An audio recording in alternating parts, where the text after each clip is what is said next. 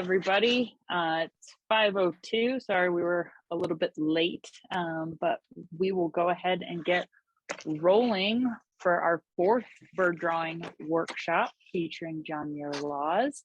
Thanks everybody for joining. I'm Jenny Jones-Shrabinski, Executive Director of the Lahontan Audubon Society, and we are very excited to be able to be offering these classes in part thanks to a grant from the Nevada Arts Council, the National Endowment for the Arts, as well as a grant from AmeriCorps and support from our generous donors. So thank you to our members and donors who are here tonight.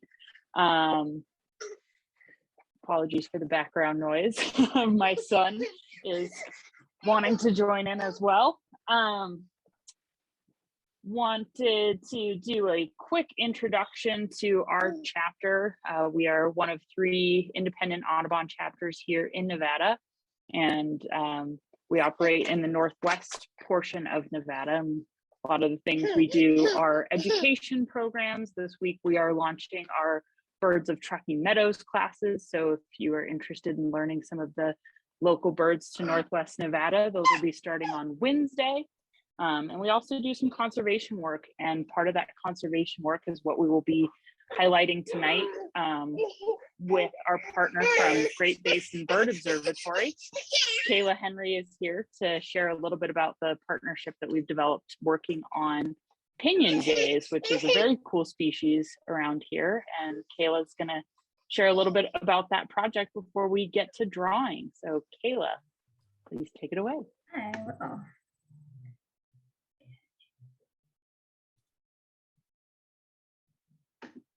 Let me see. I think I need you to stop sharing your screen before I share mine. Okay, great.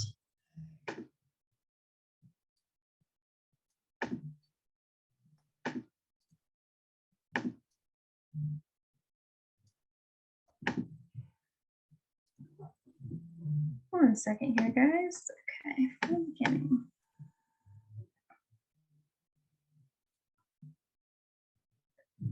All right, everybody. Can you guys see my screen? Not yet. Okay. We did this earlier, of course.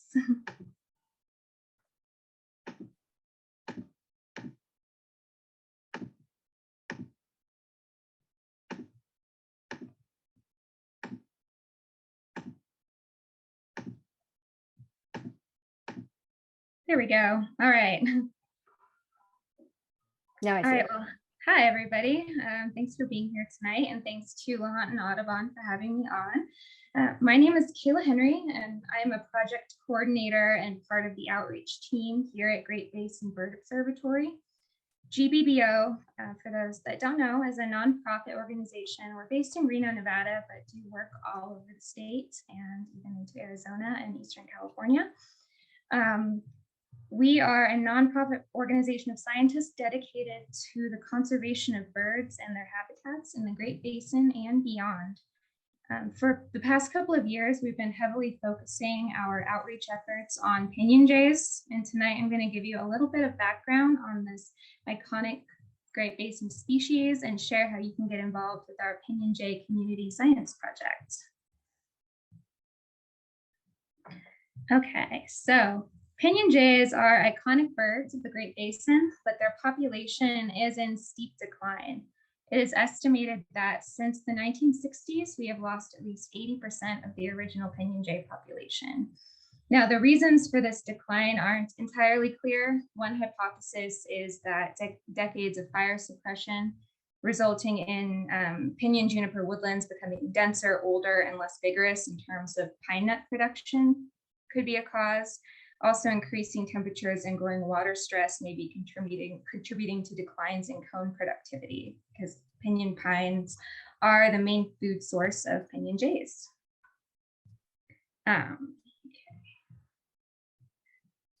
So Pinyon Jays occur throughout much of the interior western United States, and collectively Nevada and New Mexico are home to most of the species' global population.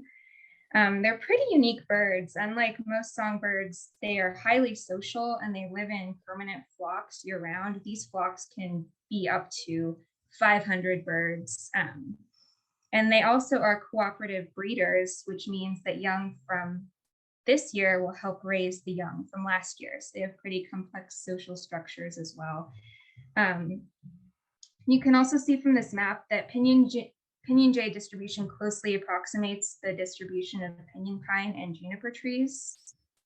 They are perhaps best known for harvesting and caching pine nuts in the fall, and cache seeds which are not collected grow into new pinyon pine stands, making pinyon jays a critical agent of seed dispersal for this tree species.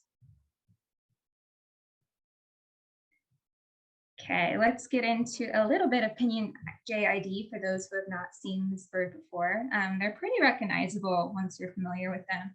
So they're a medium-sized crestless jay. They have a long, strong bill for probing cones and caching seeds. Their bills are actually featherless at the base, which allows them to probe deep into pine cones without covering their feathers in pitch. And I think they are the only member of the corvid family that has that trait.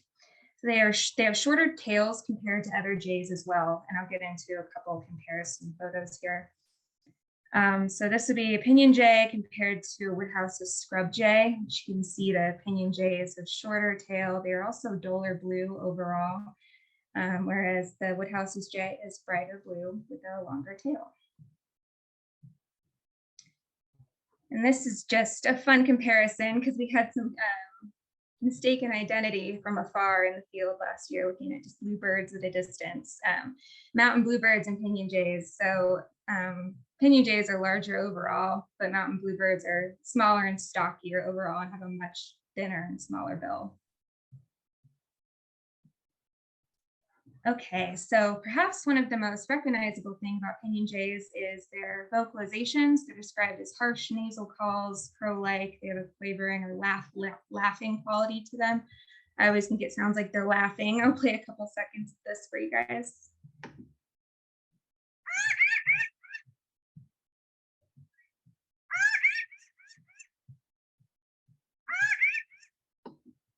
Yeah, you see that laughing quality and a flock flying overhead. Imagine a flock of 500 birds making that sound. They make quite a racket.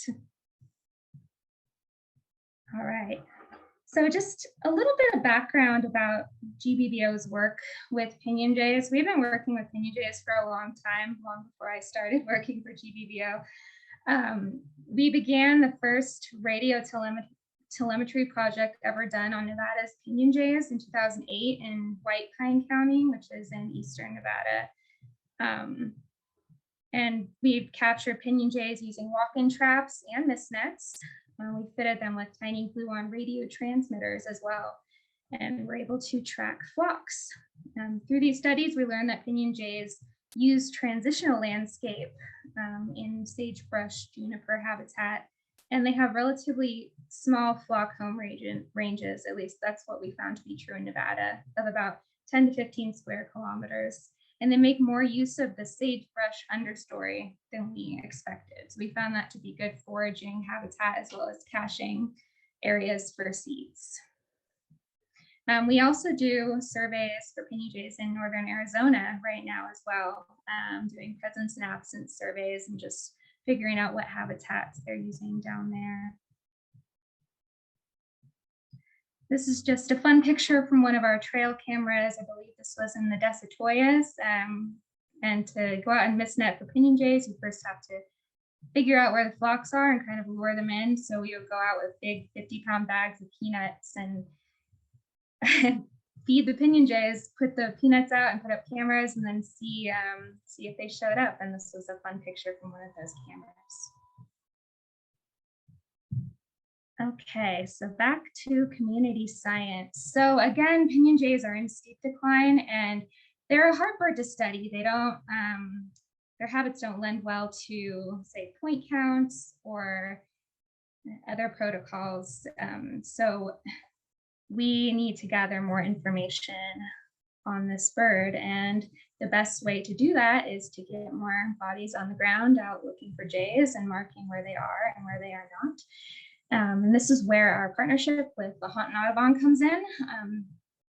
So GBBO has created the Pinyon Jay Community Science Hub website. This is kind of a central database for all things Pinyon Jay, where people can download Survey 123 app and then submit their sightings. And all of the sightings can be viewed on the Pinyon Jay Hub. So we can get a good picture of where these jays are. So this is the website for the hub. And this is how, if you're interested, you can sign up for our Pinyon Jay Community Science Project.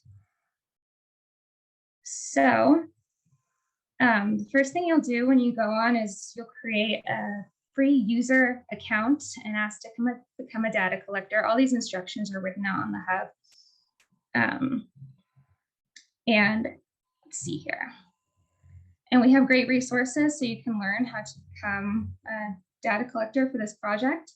Lahontan Audubon also hosts workshops periodically, and we'll be announcing those where you can go out in the field and actually train and get some good insight on how to survey for Pinyon Jays using the 123 app. And again, this is a free app you can download on your phone, and all the information is available on the Pinyon Jay Hub website on how to do that. Okay. So I believe Diane was putting all of these links in the chat for you guys tonight. So you can log on there and check that out. And yeah, this is just a great opportunity to get more people involved in science and to gather critical information about the habitat that Pinyon Jays are using in Nevada.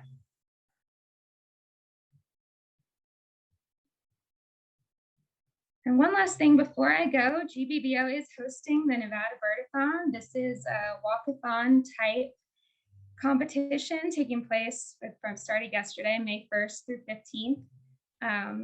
And the goal is to raise money for Pinyon Jay community science and education.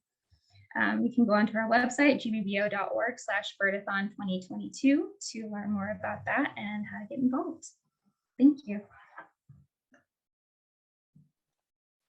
Thank you so much, Kayla, for that introduction. And as Kayla mentioned, we are doing monthly workshops where we invite our community scientists to gather together, because it is about the science, but it's also about the community and learning from each other.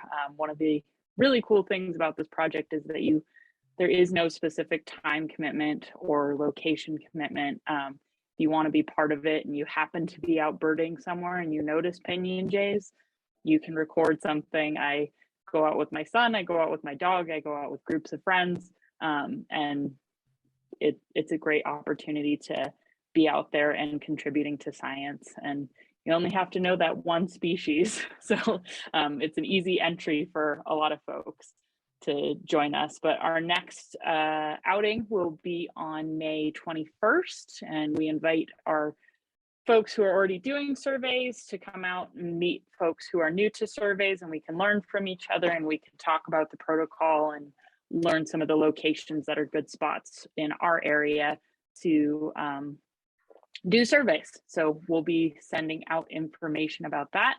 Additionally, Diane tomorrow will be leading a walk in Reno looking for Pinyon Jays, so you can practice the skills that you've learned tonight, as well as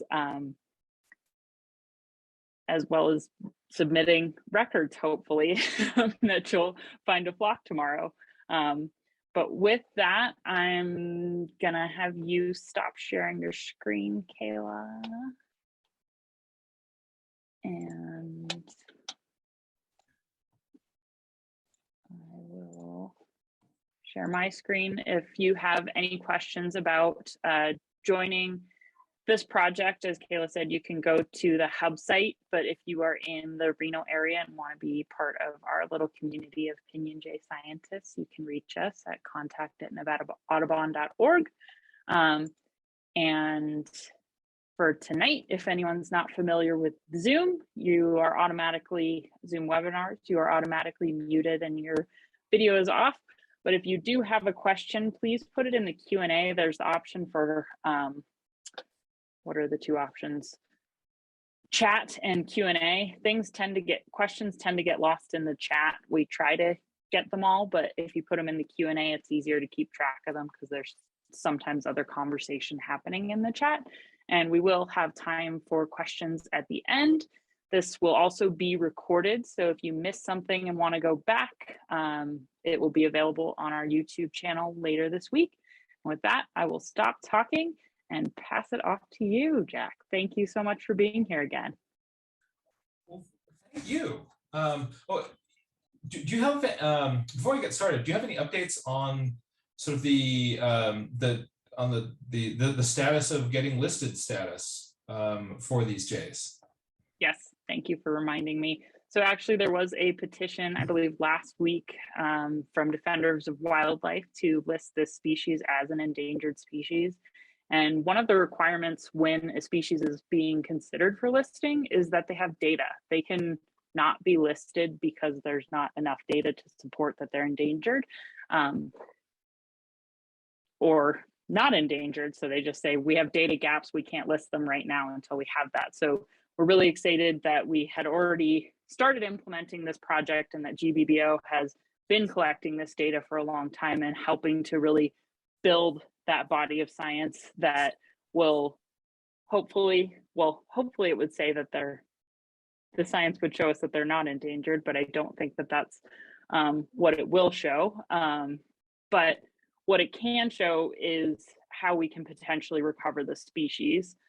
So it's really important to understand how they're using the landscape and understanding that they use different parts of the landscape for different parts of their life cycle, whether it's breeding, whether it's they're foraging, because the pinyon is a masting species. So it goes through these essentially large scale blooms at different locations. The birds have to potentially move with that and adapt. So hopefully the science that our community scientists are gathering will help support that listing to get protection for the birds, as well as provide the information on how we can bring them back.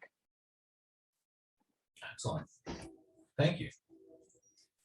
Well, I'm honored to be here among the scientists of Lahontan Audubon, and this is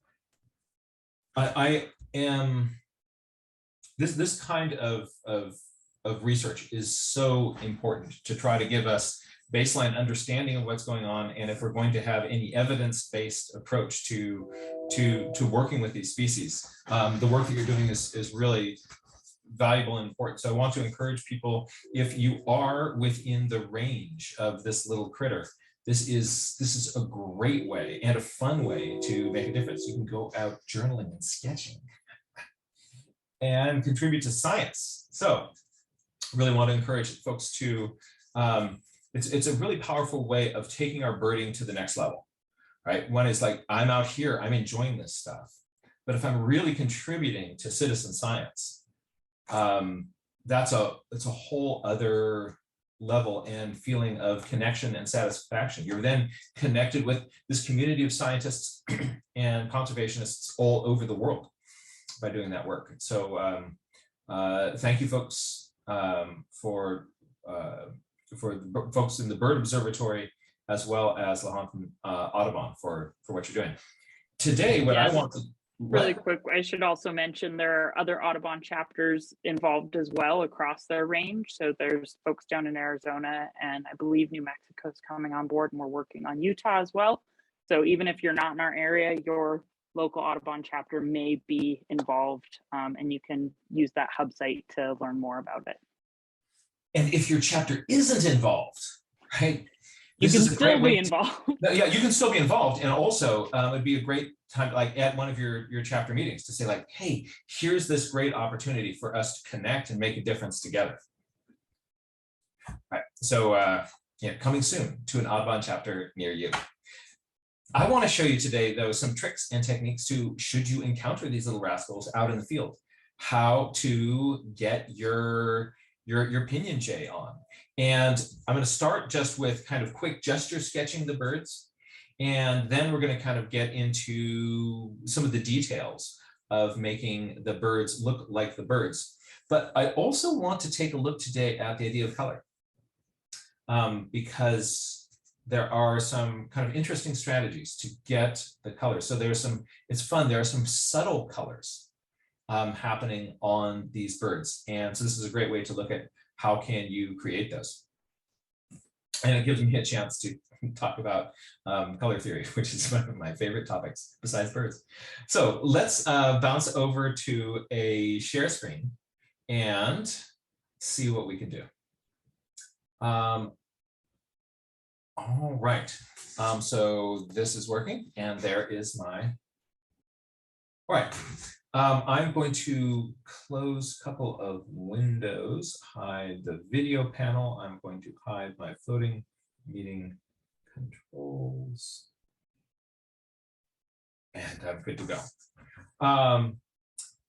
So the photographs that you are going to be seeing in this little workshop, some of them were taken by Vivek Kanzode of birdpixel.com, some by Ashok Khosla of seeingbirds.com, and also some local birders, Jeff Bleen, Martin Myers, Ben Sonnenberg, and Diane Wong Cohn. So thank you folks for sharing some of your photographs with me, with us, for us to play with. Let's take a look at, so here's the range of the jay. So if you are in this zone, this is where you're going to be kind of looking for those little wonderful rascals. And they're going to be, I think the behavior on these is one of the great identification tips, right? So if you're looking at a huge flock of scrub jays in a juniper tree, then you found pinyon jays. Congratulations. And let's take a look, closer look at a jay. So this is a juvie. This is a little juvenile jay. You can tell it's juvenile because we've got a little bit of pink there. But also it's just shades of gray. It's shades of gray. So the youngsters are gray. And as it gets older, it's going to get a little bit more blue, but not really bright blue. So we're going to be looking at sort of where it's bright blue, where it's not. I really like this photograph because it's a kind of a nice erect posture. And I wanted to use this as an example of how to block in the shape of the bird. So let me show you my approach to doing that. This isn't the only way or the right way to draw birds, but this is an approach which I find really useful. What I like to do is I look at the shape of the air behind the back of the bird. So there's kind of a curve of the head coming down, and then that comes into a little bit of a back, and then there's a whole bunch of back of the bird that comes down. And somewhere behind that branch, it's going out to a tail. So I just look at what is the shape of the air behind the bird. I find it's a lot easier to look at the shape of the air rather than the bird itself, because when I'm looking at the bird, I get so distracted by birdness that I'm not quite as good at kind of getting this original shape. Then I put in a ball for the approximate size of the head. If this were a chickadee, it'd be a much bigger ball.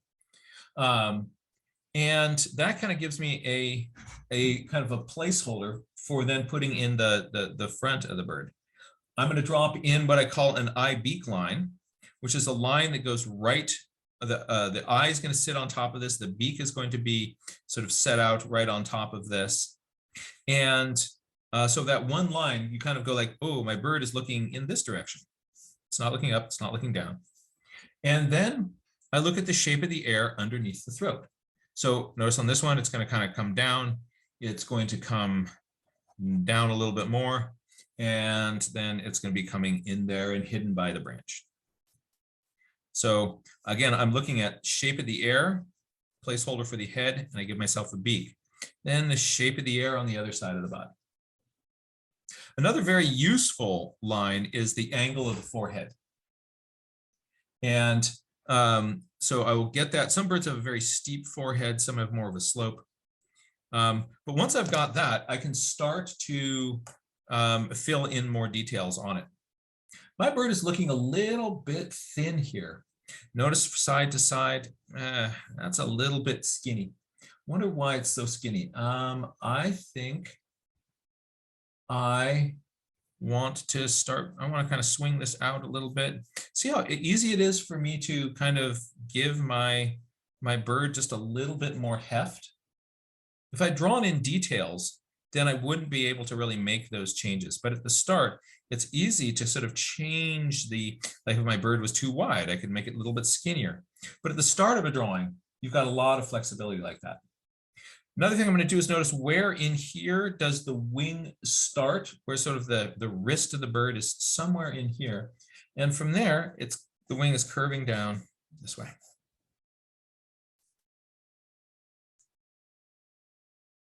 Right. Now, on top of this, once I get this basic bird drawing in, I will then go along and start to draw in my details. So on my bird beak, smaller beak here for my little juvie. It comes back fairly far. The eye sitting up on that line. And I'm gonna just kind of make the top part of this a little bit straighter just to make the bird look a little bit more serious. Put a few sleepy marks underneath the eye here. We'll get into kind of drawing a little bit more bird detail later on. But you can see how I can now draw on top of this framework that has my basic bird shape. And that, I think that's one of the real secrets of successfully drawing birds. So you start with an initial shape that kind of feels like the bird. So a bird in a different position, we're going to use exactly the same technique. So I'm going to draw what is the shape of the air behind this bird's back, and then its tail comes down. So it's kind of got this little bump, little head, and a head ball. So you notice this is the same approach as I did before, and it's looking off in this direction. And remember I did this little line here, started that. Let's put that line in here. It's going to be a little bit of a lump down. I like to mostly just kind of get the start of the throat till I get into the body. I didn't really do that here. I probably should have to make my bird chunky enough. But you can also just sort of put in a little oval here in the body, and that's going to fill in the rest of your bird. Here's my little birdie tail sticking down. On this bird, I can clearly see that I've got a tail that sticks down, and there's what are called upper tail coverts and under tail coverts. So this is a pad of feathers on the top and the underside of the tail that contour this tail into the bird. So it sort of makes it more streamlined, more teardrop shaped. I'm going to do the same thing with the wing, figure out where the wing starts. This one's starting kind of high up in here. And then before I draw in the wing line, I don't just draw that line in, but I figure out where up in here does that wing tip go to. And in this case, it's a spot somewhere up in here. So once I've got that figured out, I then can draw in my wing. I start with that lower edge of it. And for kind of a simplified wing shape, once I've got that kind of that front edge of the wing, what I will often do is kind of look for where the sort of pad of the secondaries go on it. If you look on the photograph, this little blue zone out in here, those are called secondary feathers. They're a little pad of shorter feathers. They're closer in, there's black wing tips. And then there's a zone of shorter feathers that are closer to the body. Those pile up on the wing here. So I'll just make a little kind of oval shape for this whole mass from the shoulder on down to where those secondaries go. So on a sketch like this, that might have me doing something like, like that. You see, this is loose and scribbly. That's done on purpose. If I am drawing carefully and precisely, it really tends to lock me up. And I often will not get a bird that it feels, quite as alive and moving. This bird's ankle is sticking out about here, and it's hard to kind of see a foot that kind of comes down to here. There's another ankle that is sticking out here, and it is coming down to another foot that's hidden. Okay.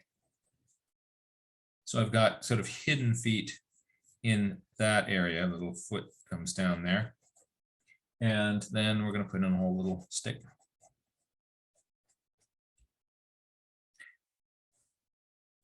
So at the start, not worried about detail. At the start, I'm just trying to get that overall oomph of the bird. Let's do this from a different pose. Pretty soon we're going to start dropping in a little bit more detail. Aw. All right, this one is turned towards me. So I'm going to show you, we're going to use basically the same approach, but there's going to be a couple of little details that are just slightly different. So I'm seeing the belly, the tummy of this bird. I'm going to start the same way. Here's the line along the back of its head. And then it comes to a shoulder that bumps out and goes down and around. All right, I'm going to put in a ball for the head. And then I'm going to look at what is the shape of the air kind of starting to kind of come down the other side. It comes out, there's a little shoulder that comes down. This one sticks out a little bit more. This one's more diagonal down at an angle. See, notice I'm just looking at shape. I'm not really worried about, drawing any details of my bird at this point. And then I'm going to put in a little ball for my belly. I'm tucking it into this little, I think of this as like a catcher's mitt for my bird. This one's tail is sticking out behind us and somewhere in there. And it has two legs that are coming down here, 2 feet in here. Now, next step is actually really, it's a subtle thing, but this is important. What I'm going to do is I am going to I'm going to draw sort of the center line of this bird's belly. If you actually look right here, this bird is turned to the side, and as I'm bringing my pencil, the little arrow up here in the middle of its chest, that's about where the center of this bird's chest is. So its body's tilted over to the side. That's the front of its chest. What about the front of the midline of its head? Well, let's go to where the beak makes this little notch, and there's an arrow pointing up saying this way. There's the middle line of the head coming up there. And I'm going to imagine that coming down somewhere through here. These midlines on the ball of the body and the ball of the head are going to be extremely helpful to me in sketching in this bird. So whenever I'm drawing a bird at a 3/4 view, you'll almost always see me kind of drawing a little line down the middle of its face. And then its eye beak line is going to be cutting across that. And what about the tummy? It's coming down somewhere like this.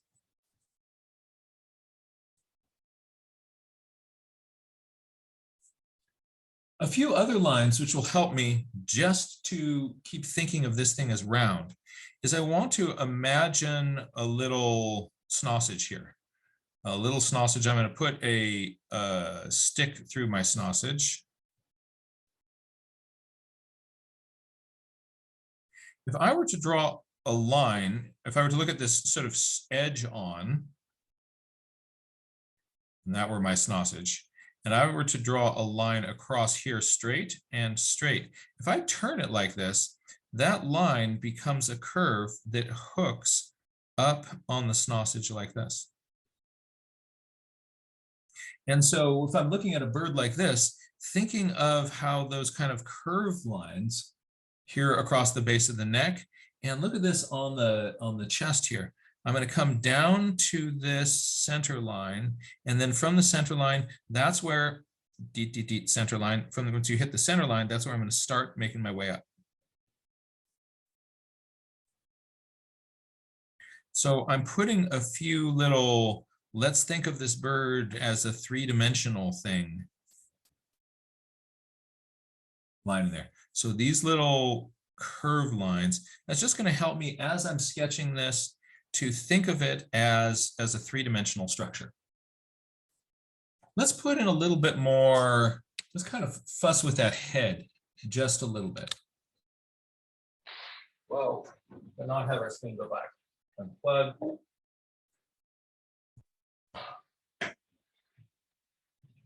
And start working out. Try again. Unplug, plug it back in.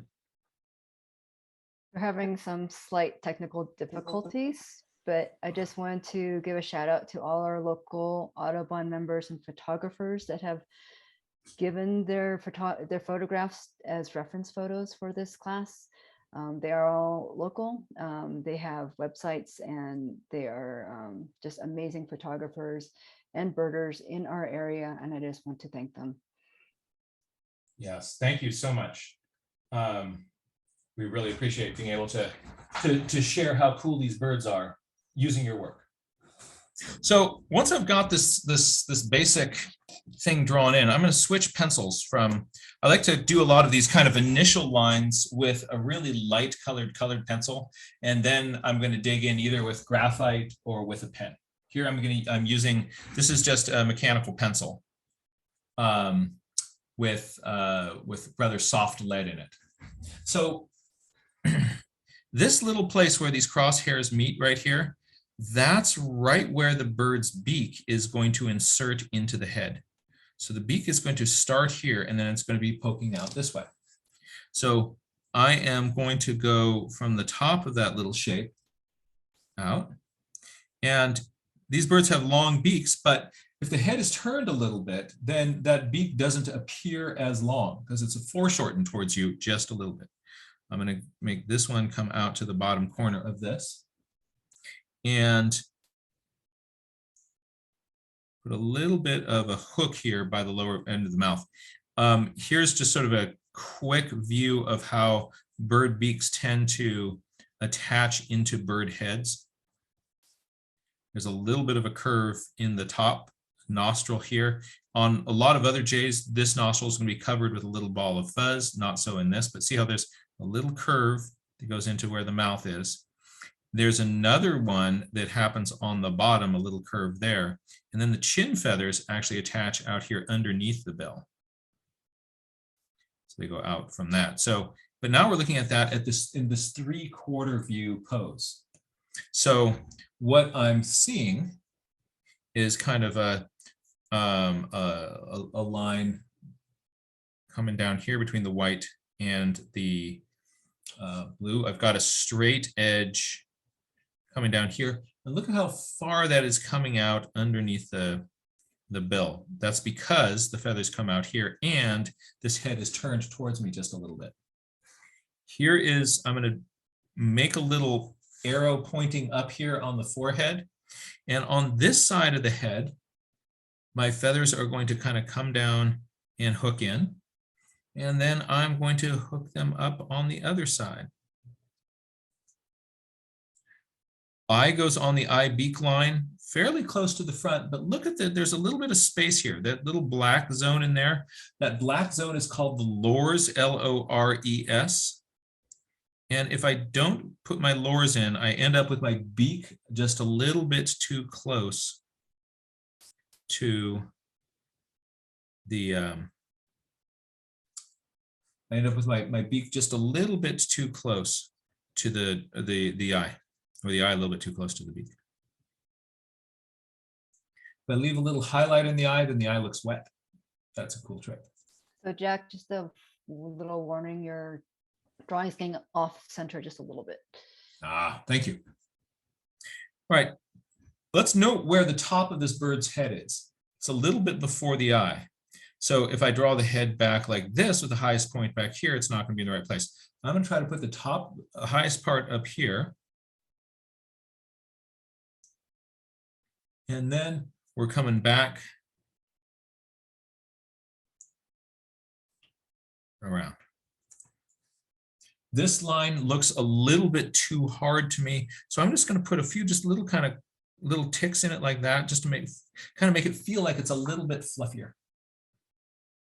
I'm going to do the same right here under the throat. Just makes the feathers there just a little bit fluffy. I don't want, imagine this is the end of the bird. I don't want to be doing this around the edge or it looks kind of, I don't know what. All right, a zipper. But a few of these little tick marks does enough to kind of fluff up my bird. So if this were the center of this bird's head here, that means that the bottom of the throat's kind of coming down here.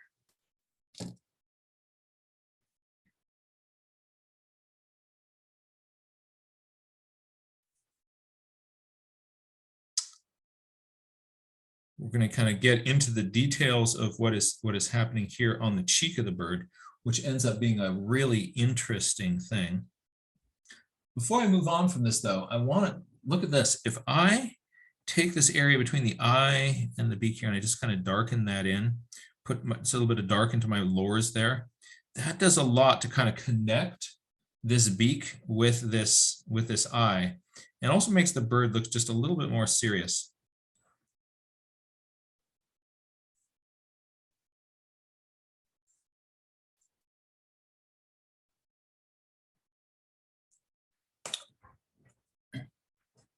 Let's take a look at another bird, a different position. We'll block in that position, and then we will also take a look at a few other details.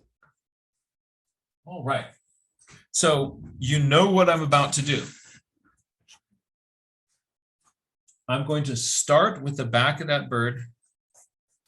And actually, well, let me just do this sort of real-time speed. And sort of notice that these original lines, it doesn't take me very much time. And notice that I'm not just going to make one line, it's going to be a bunch of lines. It's going to get a little bit, scruffy. And then you'll see me kind of refine, oh yeah, I want this line. And I'll end up with something that's roughly shaped like that bird. So I'm going to try not to talk at the same time. I'm just going to kind of go ahead and draw this bird. So there's the back.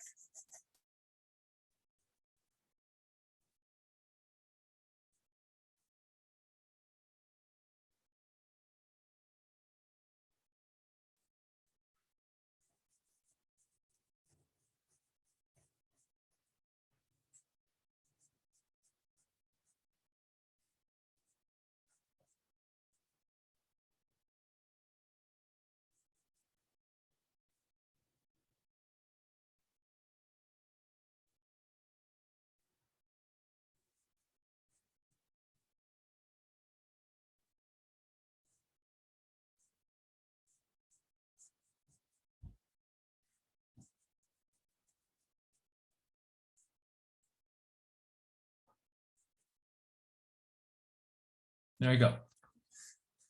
So that's, oh, one other thing. Let's give let's look at the forehead angle here. There we go. There you go. That for me would be, that's a lot of information for me to be able to then try to block in that little bird. For this one, what I want to point out to you is sort of another little kind of drawing trick that is going to help kind of square up a few interesting parts of this bird. If the front of my bird's belly, actually, I'm going to, before I do this, I'm just going to draw fairly quickly some more bird details in here so that we're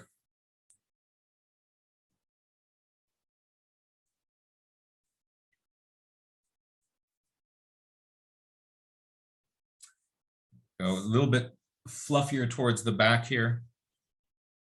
The feathers are smaller in here, so the ones in here, you can make them a little bit fluffier.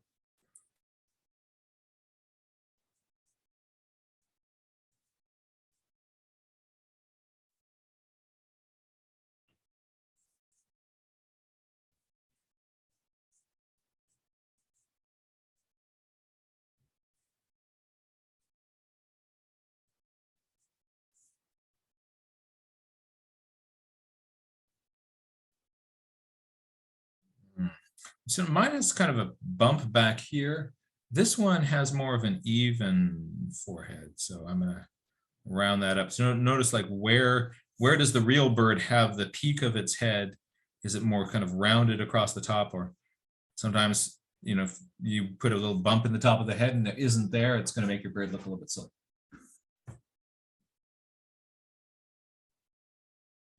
And some lures here. All right, now I'm going to put in a couple of other details in just a moment. And I'm going to show you some guidelines that I use to help me think about that. So the front of this bird, its body's turned towards me slightly. So the front of it is right in here. And then its head is more turned off to the side. So I'm seeing the profile of the head, but if this bird had a little jacket, its little bird zipper on its bird costume would be right here. And let's think, if this bird is standing symmetrically, then if I drew a line from one shoulder to the other shoulder, it would be kind of a line like that. If I draw a line parallel with that, where it's, let's say I've got the top of it, one foot is in here, the top of that other foot is going to be in here. So if this is the angle that my legs are coming out, I want the back of the tail to be a line that is parallel with that. So this is kind of a weird thing. If I'm visualizing kind of through the bird and I've got a leg over here and a leg over here, if it's holding its body straight, the line along the edge of its tail back here will be parallel with that, will be parallel with its shoulders in here. Will be, so I want to think about sort of where my legs are coming from, and I'm going to make the tip of my tail match that. So on my tail here, here's a little bit of the top of the tail here, and then I'm going to kind of come around a curve at about that angle. Some undertail coverts sticking up in here, and then at that line, if one leg is coming out here and the next leg is kind of coming out here, that bird will feel the positions of those legs and that tail will feel symmetrical. In this case, this bird actually has one leg kind of lowered and isn't holding them symmetrical. But if I'm trying to make this bird sort of feel more symmetrical, envisioning how this is parallel with this, if there were, let's say this was a bird with a here's the front of its chest, that front of the chest would be parallel with that. So these kind of, think of these lines kind of crossing down here, and that is parallel with that is parallel with that. These little parallel guides can make it so that your drawing doesn't have like a weird twist to it. So I often will find myself using those parallel guides.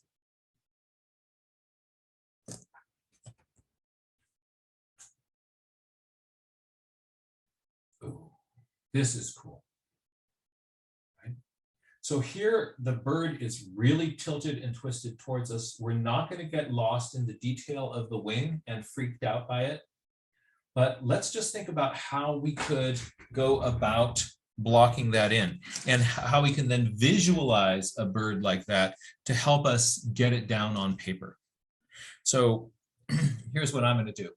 Guess what? I'm going to start with the shape along its back. I'm then going to put in a ball for its head, and its beak is pointing down this way. And then what is the negative shape?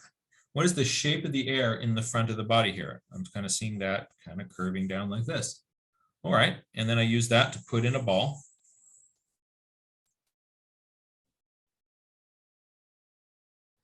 And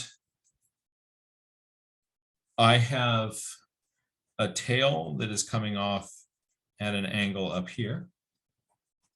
I have a wing that is starting fairly far back.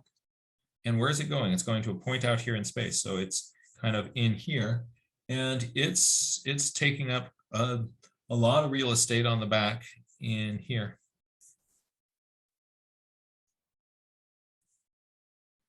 And then I've got legs that are coming down. Now, oops. So now let me show you kind of how I would then add another level of visualization onto this rough kind of bird frame that is going to kind of help me just capture the symmetry of what I see. I'm going to start here with the head.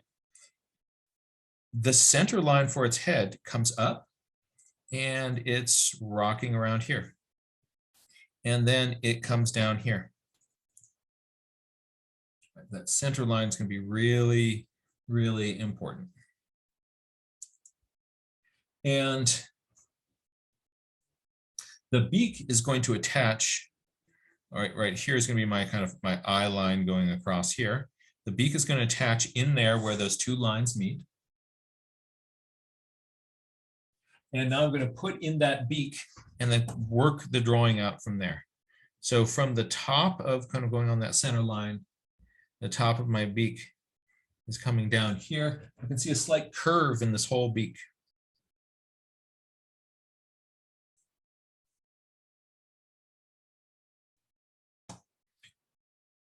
In the top part, I've got that double bump effect. There's a little bump here and there's a little bump in here.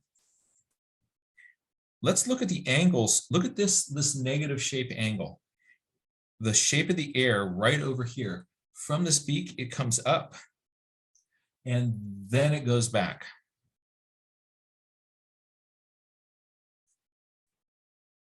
And what about putting in that eye? All right, that eye is going to be back in here. I'm going to draw a little ellipse.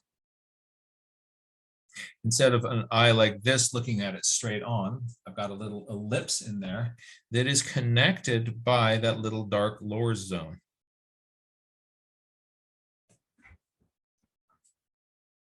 Where you see that shadow coming down here is roughly along the bird's center line.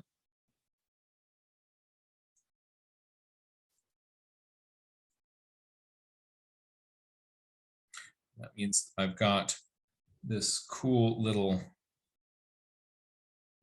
chin zone and a head that wraps around there. So you see how putting in that center line really helped me be able to get a head in there that is feeling square. At a weird foreshortened angle like this, these center lines are so valuable. What's it doing on the back? It's doing something like that. So there's something like coming in here and then going out onto those upper tail coverts and out onto the tail. So if that's my center line, notice that the center line is closer to this side than this side. Now I know that looking at a tail, those upper tail coverts are going to be a symmetrical pad of feathers on either side of it, but I'm looking at this bird from an angle. That's why I go, okay, there's a center line, and that center line, it is closer to this side than this side. That's going to help me get in to my drawing that my upper tail coverts are coming in here on this side, and then they're going to be a smaller pile on that side.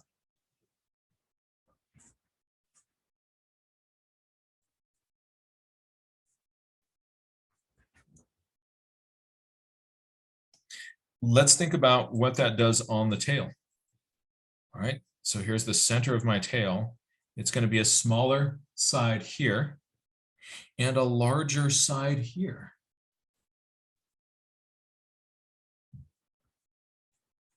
You see how useful that center line is, getting that little, basically what I've got is I've got a ball and the center of my bird's back is going here. So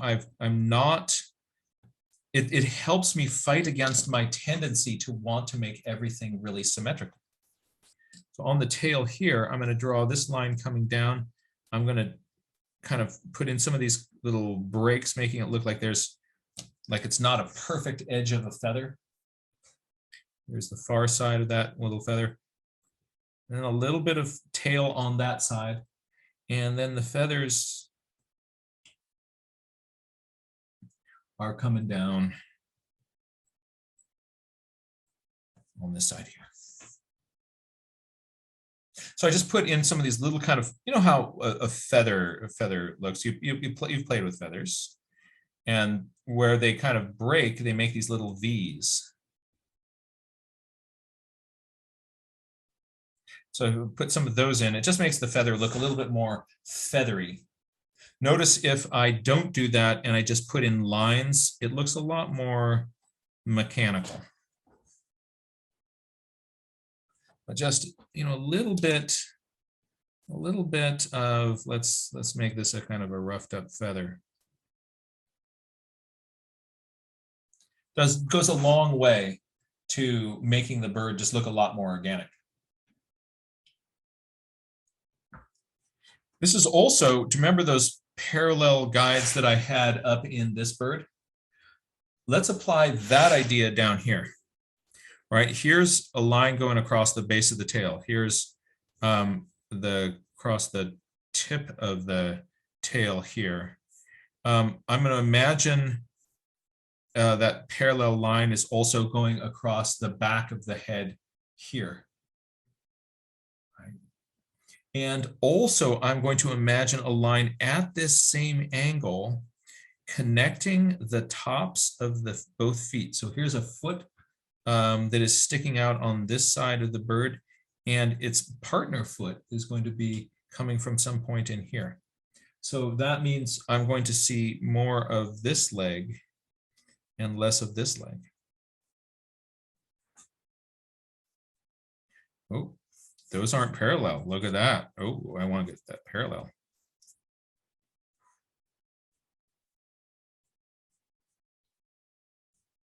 I've got a leg coming out here. I'm going to have a leg coming out here.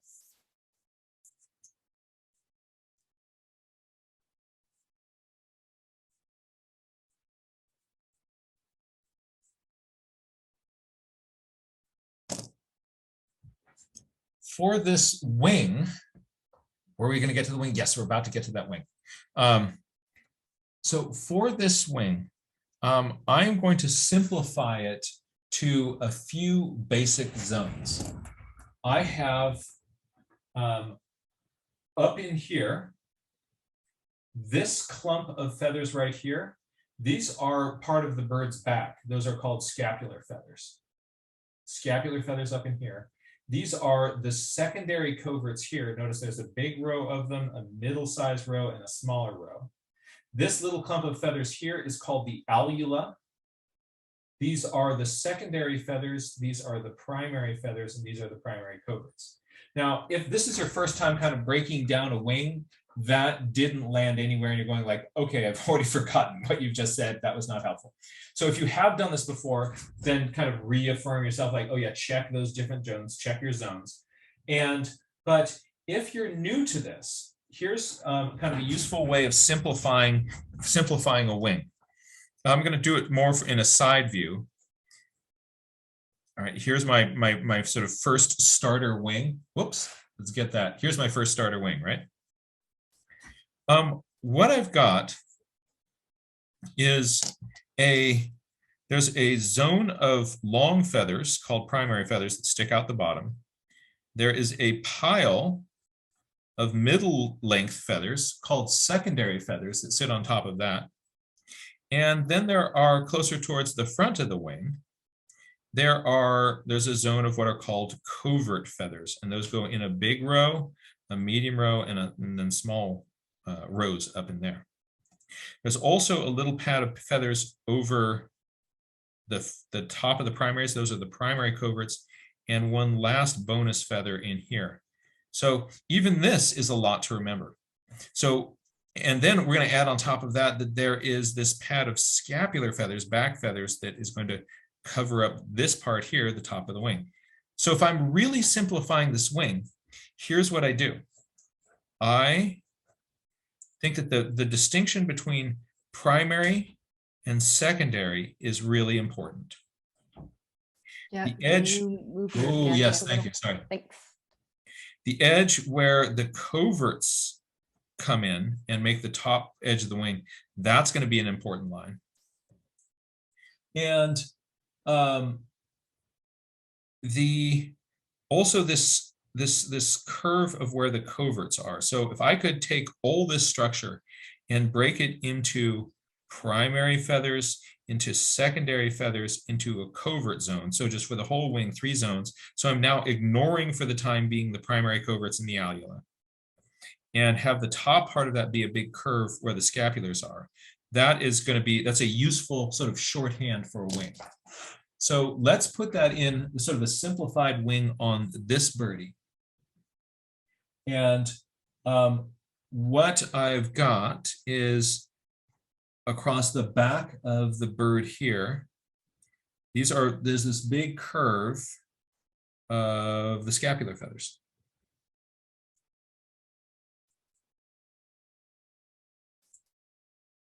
And then on the wing itself, I'm going to simplify it. It's going to start in here. I'm going to have a big pile of secondary feathers, and those are going to come in here. I'm going to have a wedge of primary feathers that sticks out underneath those. And there is going to be a curve of the covert feathers that's going to wrap around like that.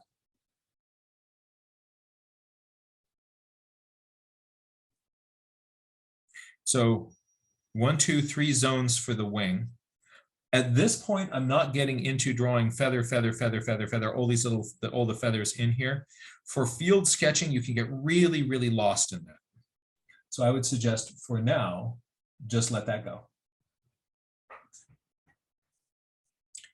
Here's the belly of the bird. Remember how the belly of the bird had those fluffy feathers down in there? I can suggest that this has just a little bit of fluff to it with a few little tick lines like that. That belly is going to continue around here. And then I have this leg sticking out. And I'm going to widen that into a little bit of a cone. And then 3 toes come forward. The 1 toe going back, you really can't see from this angle. This leg, however, is at a different angle. And so you get to see that back toe a little bit more.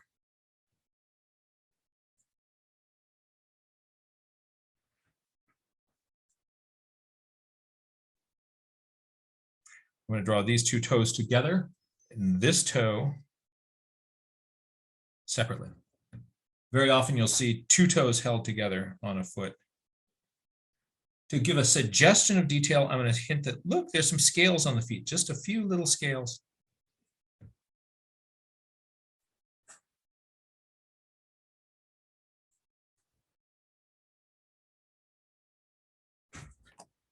If I overdo the feet, I will attract too much attention to them. People tend to look where there's a lot of detail. So if you're like stressed out about the wing and you hyper detail it because that you're really anxious there, that's going to kill part of your picture. I just love these little birds. But let's look for a moment now. Let's start thinking color. Let's start thinking color and what the colors are and where the colors are. Okay, it's blue-ish. Let's look at where we see the blue. And then we're going to refine our thinking about that blue a little bit more. Where's it the brightest? Look at that little patch right under the eye. Isn't that interesting? Little bit of brightness up here in the forehead. There's a really bright patch there. Is that just the light? Is that just the light? Oh, look at that. A little bit brighter up in here. A little bit brighter right in there. Okay, by bright, I mean more cyan. This color that you're seeing is cyan. So don't think of this as blue. Think of this as blue. This is cyan. It's this sort of light kind of sky blue color. Let's look just a bunch of these other birds. Now we start kind of looking for it. Like, oh yeah, there's this patch maybe a little under the eye, a kind of a cheeky mark of lighter cyan. Maybe a little bit coming into the forehead here. So all these ones we've been looking at, we've actually been seeing that pattern all along. Huh. oh, that's really interesting. And then it's a different color. Look, even on this one, I can see that there, but not you because you're a Juby, right? All these characters have it. Look at you. This is a little bright patch right there on the side of the face. Isn't that cool? So, and then the throat is really pale. There's this big bright patch. Between the eye and the beak, right? We talked about the lores a moment ago. There is this, that black zone. All right, so what is happening in here? Let's take a look. And what we're going to do is we're going to map out the head of this bird so that our Pinyon Jay heads really look solid. The wind is blowing on this one, giving it this little noof sticking up here, right? It's not actually a crested jay, but let's use that drawing, that photograph, to kind of work in kind of a map of where we're going to see what colors on our birds. All right. So I'm going to give myself a little, I'm going to give myself a little ball of a head. And my bird's going to look out this way. There's my eye beak line. What angle is my forehead? And then I'm going to actually edit out that little noof, that little piece sticking up. And my beak is sticking in here. My eye is going to be roughly in here. And then the throat comes forward here. This is actually called the Gular Pouch. They can hold seeds in here. They can hold a whole bunch of seeds. Clark's nutcrackers are notorious for holding huge piles of seeds, and they can end up looking like a goiter. But these birds can also go around with a lot of seeds cached in their Gular Pouch, and then they take those and bury them. So these birds are responsible for planting the pinyon juniper forest. They're planting all the pinyon pines out there. So if this bird goes under, that has a huge impact on the ecosystem, right? Because this bird is planting the pinyon pines out there. Cool little birdie, right? Let's block in a little bit more here. Now on the beak, it's fairly straight, but you see it's got a little bit of a tip down at the end. And on the underside, it's going to come in a little bit more straight, slightly down curved, slightly curved.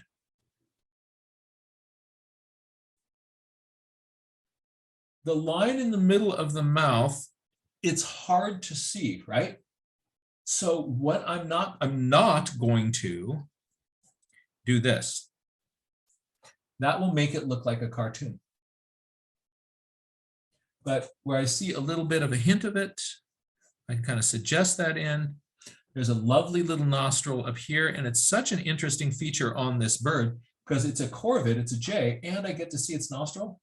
I mean, that's a lot of fun. Now we have that curve of feathers coming in here, giving it this angry bird's look. Right? Okay, I overdid mine. Maybe a little bit less than that.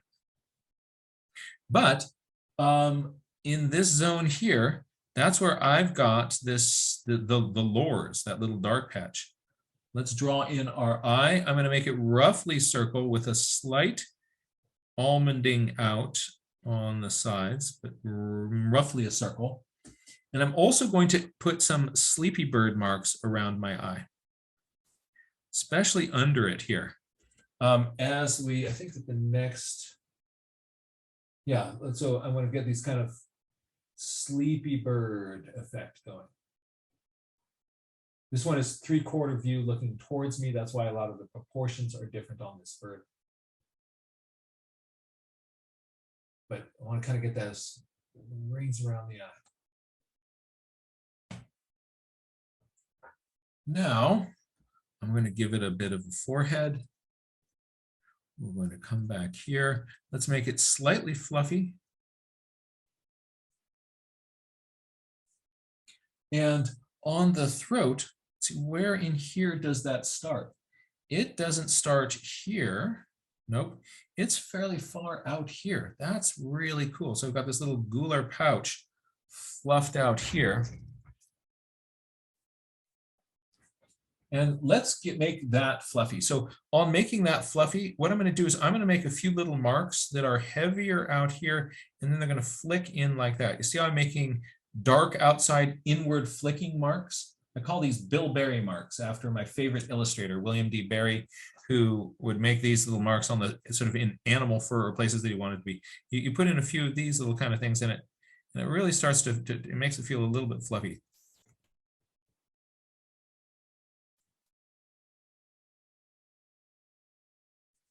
Now, how do I map like all the rest of this? So there's this zone underneath the eye. Feathers around the eye are smaller and stiff, so the bird doesn't get feathers stuck in its eye. It also has a special patch of feathers above its ear. So the bird's ear is a hole here in the side of its head. And there's a patch of feathers that comes down from the corner of the mouth and fans out. There's a final patch of feathers that comes from this lower bill, across the lower bill here. And it comes down on the side of the face here, in this area. So this is called the ear patch or the auriculars. This zone in here is called the malar. And on these jays, the malar and the front half of the ear patch and part of the feathers underneath the eye here, that's where you get this cyan. The back half of the ear patch is more blue. The other place where you get cyan happening is right up here, and these in the those little bumps that are kind of right above the beak. So you get a little bit of cyan in there, and then it goes into blue.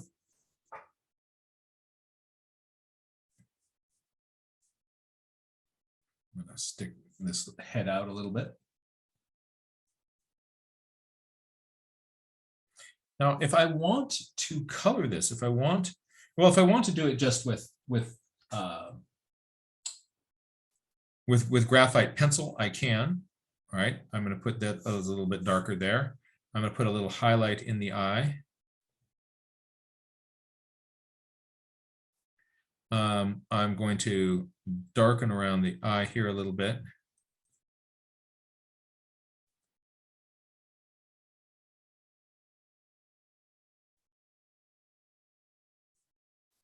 And then I probably want to leave these. I want to leave the. If I was doing this just with value, I would pick 3 values. One for this pale throat. I would have a middle value for the cyan, and then a darker value for the head. But here in this, I want to actually put in some color. Oh, my beak is too small. I just kind of looked up at the thing away from my picture for a moment, looked back down, and I saw that mine has this tiny little thin beak. And these birds really have a substantial beak. So I'm just going to beef up my beak here.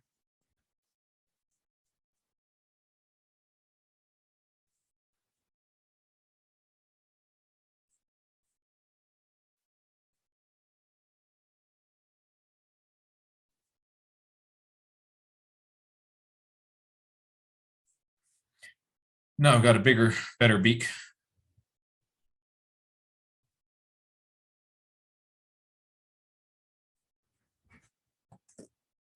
Now let's play with some color.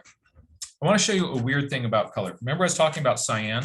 Cyan ends up being a really big deal in color, but the weird thing about cyan is that many people, they really haven't heard of cyan except in the context of their printer at home. Cyan is this color, right? It's that sky blue, and more in sort of intense form, right? It's this sort of turquoisey, bright, skyey blue color.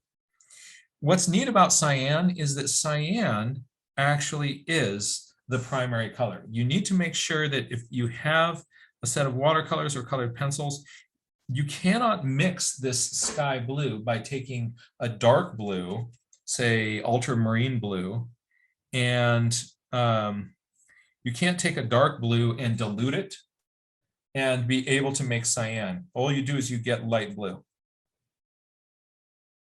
It doesn't turn cyan. So in order to get that color, you need to have that pencil. You need to have that paint. So make sure if you don't have it, now you know what to do the next time you're at the art supply store.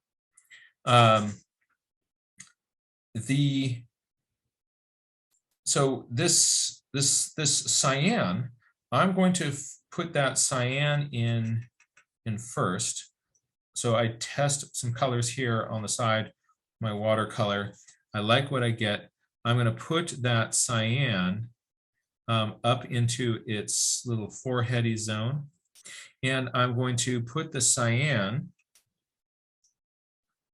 under its eye and in its malar.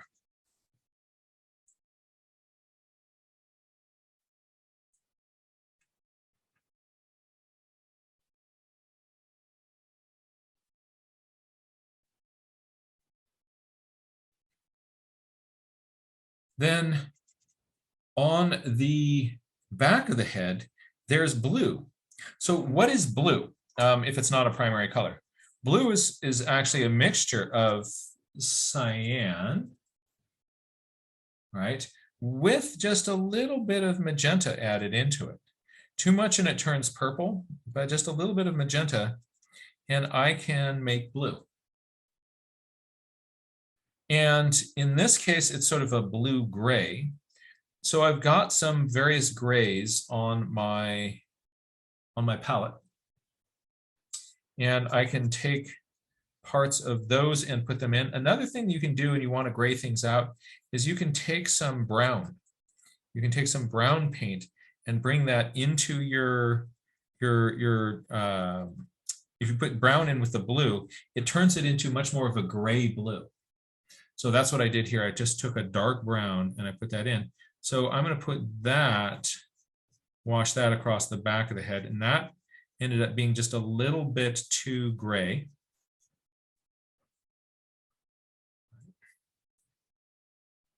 But that's going to be okay. Because what I'm going to do then is go back in, get a little bit more blue, test it on the side, and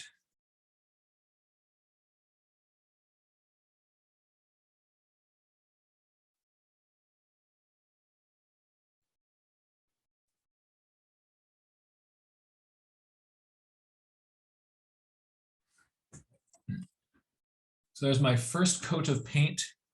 While that is drying, I'm going to go work some of the other areas, make this cyan just a little bit more stand out. Really, it's neat when you kind of see that little swath of bright right underneath its eye. On the throat here, if I'm using watercolors, there's a great strategy to use is to sort of start lighter and then work darker.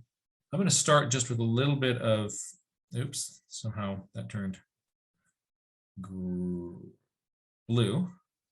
Start with a little bit of kind of gray under there.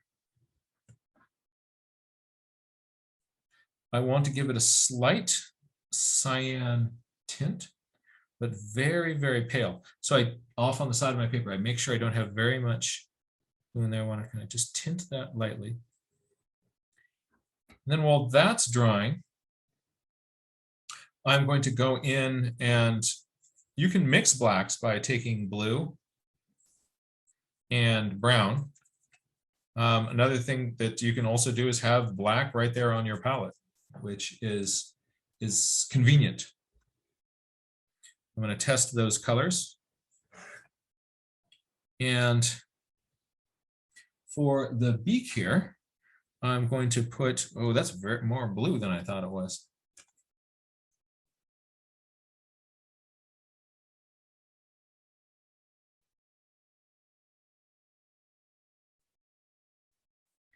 Now, the beak can be fairly unforgiving, especially if it's against a big white backdrop. And so I want to be careful with it. So what I'm doing with my strokes, I'm dragging my strokes. When I drag my strokes, I have a lot more control over the strokes. When I push, see how that makes more of a stuttery, uncontrolled line? So I'm dragging those little strokes into there. And so I'm pulling that tip instead of pushing it. I'm pulling it towards me. And I want to try to leave a little bit of pale to be a difference between upper and lower mandible.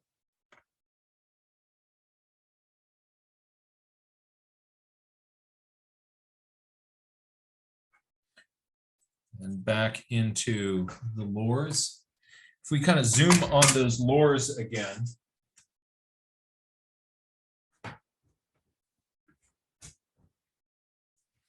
there are some rows of feathers in here like that.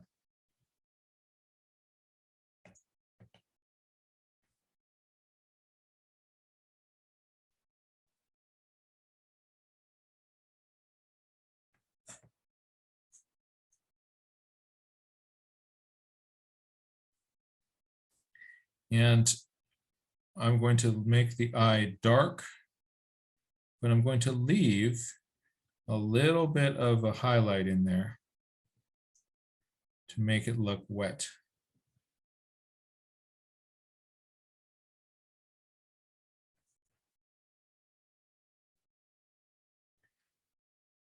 Give myself a little dark nostril, darken part of my beak.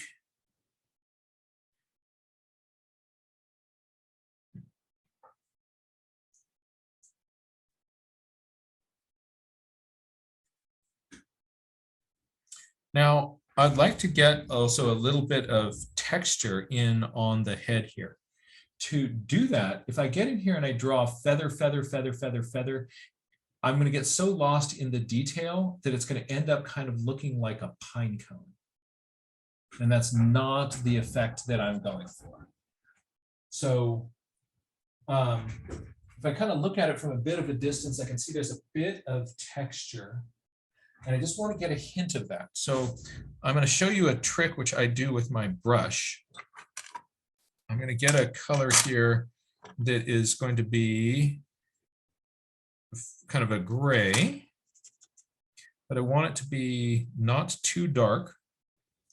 And I'm going to take the tip of my brush, and with my fingers, I'm going to fan out the tip of the brush.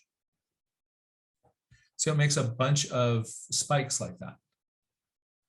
And then I'm going to lightly come along and just lightly stroke the paper in a few places. And you see how that makes little feather-like suggestions. I want to pay attention to the feathers are kind of flowing back in this direction. So that means that those marks would go in that direction. So make that I can make that slightly darker. I want those to show up a little bit more. So I fan the tip of my brush.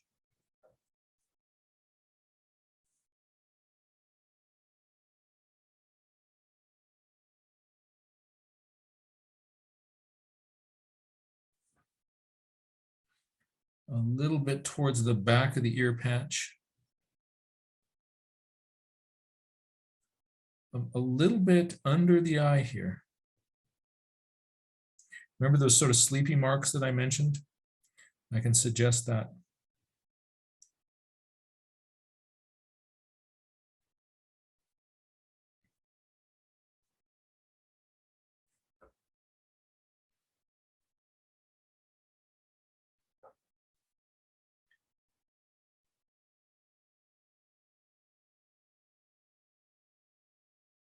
So what this does is it just makes the bird just a little bit rougher, a little bit more feathery.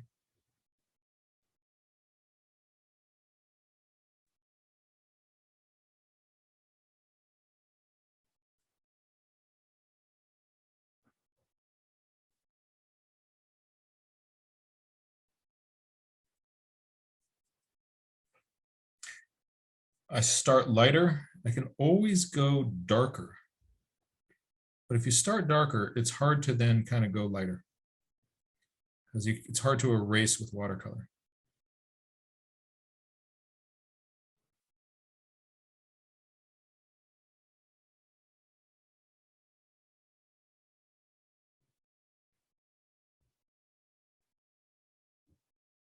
Especially around the eye.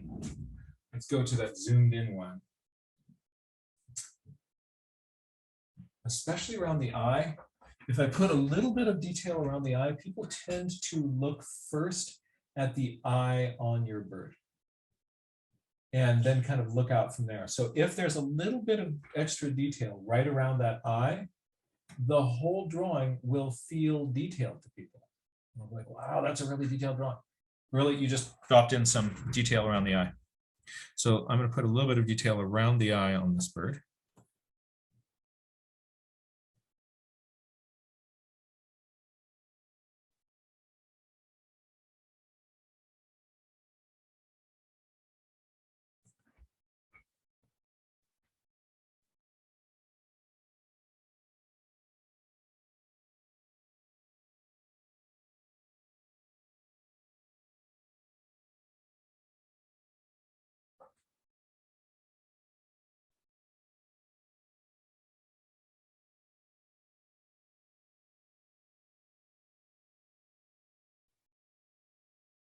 It's a little bit too dark, so I'm going to just tap part of that off with my finger.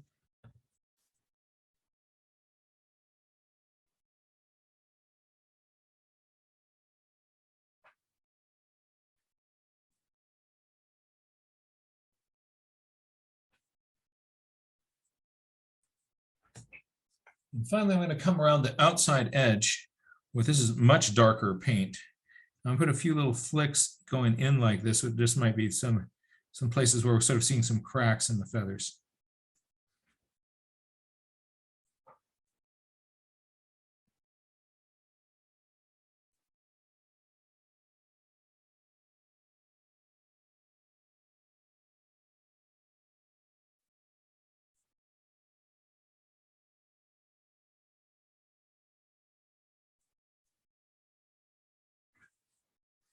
Fan it out.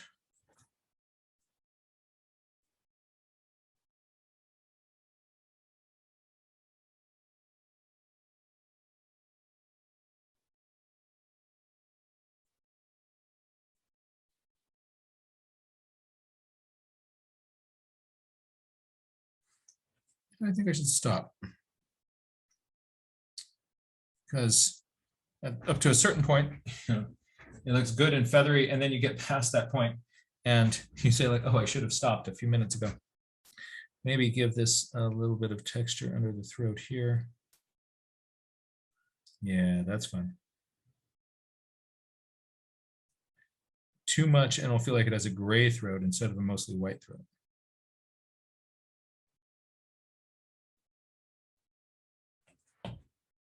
So those brush strokes look feathery. That's because that's how my brush tip looks.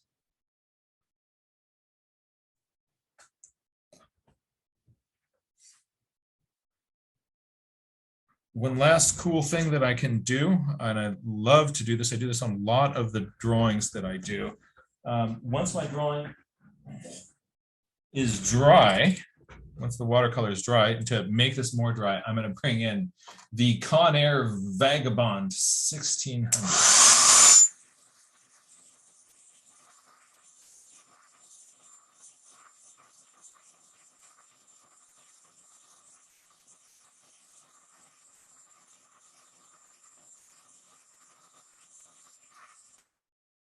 There it is. If I take a white colored pencil, this is just a white Prismacolor pencil, I'm going to sharpen it. There it is. It's sharp-ish. This works great on top of watercolor. So look at this. I'm just going to pretend that there's some sunlight that is hitting up here on top of this beak like this. And you're going to see this beak is going to start to look really cool really fast. Doesn't it just look like a little bit more beaky? It looks less like it's a watercolor drawing now more like it's a bird beak. Really does a neat thing, just sort of changing the texture. A little bit of reflected light down here maybe. This is just with this one white pencil. Look what it did to the beak. That's a substantially better beak. What about the eye? All right, I'm going to give it a little bit of reflected light down here. And I just got a little bit better. Ooh, I love what this does. And now let's put a little bit of a hint of small feathers around the eye. What about down in here?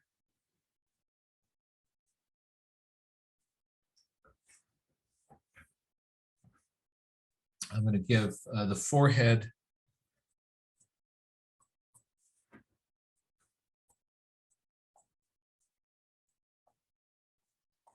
few little flicks of there, and see it's not too in your face. It's a subtle thing, but you get a cool effect.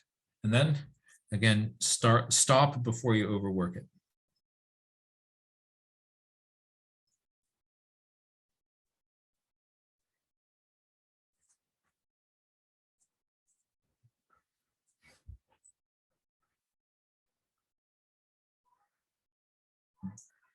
There is,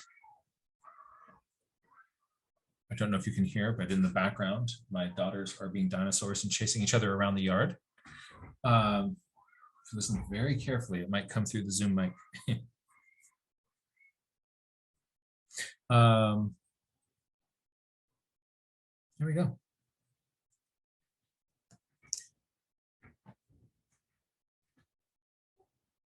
So mostly we're going to have some of this more blue and cyan on the head. The throat's going to be white.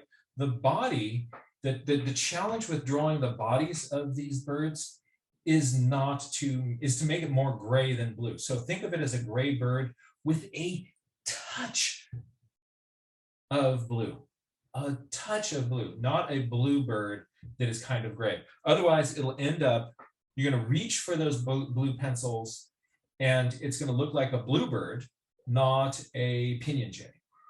So for drawing the bodies of these, let's just sort of do a kind of quick field sketch of something like this. I'll drop in some color. This one's looking away from me. Here's that line along the back. And its head is looking away. And we've got a little angle under the throat and the tummy comes out. And then the ball of the body in there. And what are the legs doing? There's a leg that's up. There's a leg that's down. And it's looking away. Away. A series of unfortunate events, bird. Look away. All right, so the eye in this 3/4 view you're almost hidden.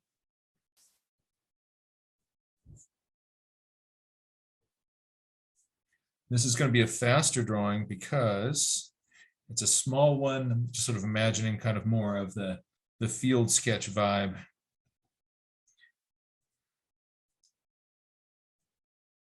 Look what I did for the wing here. I just kind of I put in a few dark marks where I saw some shadows, and then I'm going to stop.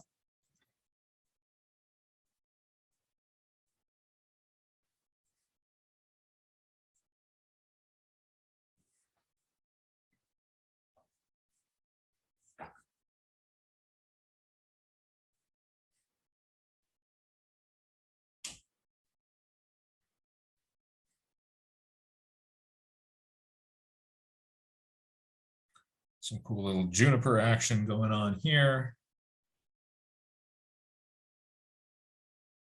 You ever draw something and you say to yourself, that doesn't look at all like juniper. It looks like it's on a, I don't know, a coral or something. Then I'll show you the big trick that I do in my field notes. I go like this.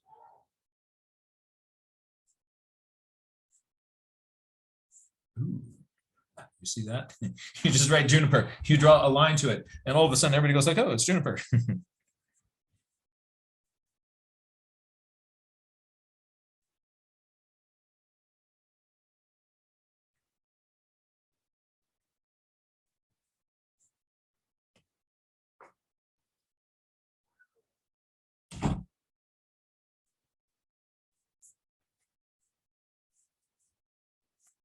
Kind of fun when you make a frame for your birds, if you kind of have it not quite perfectly overlap the bird so that the bird kind of pokes out it looks cool.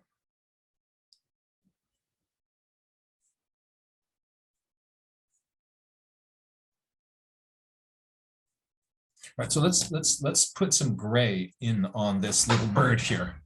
So my big challenge is not to put in to go like, oh yeah, it's a bird that's blue. So test the colors out on the side before they hit down, before they touch down on the paper. And see if you like it, if you like what it does. Because your text, you're checking the color. And so this is going to go pretty fast. So there's my gray bird.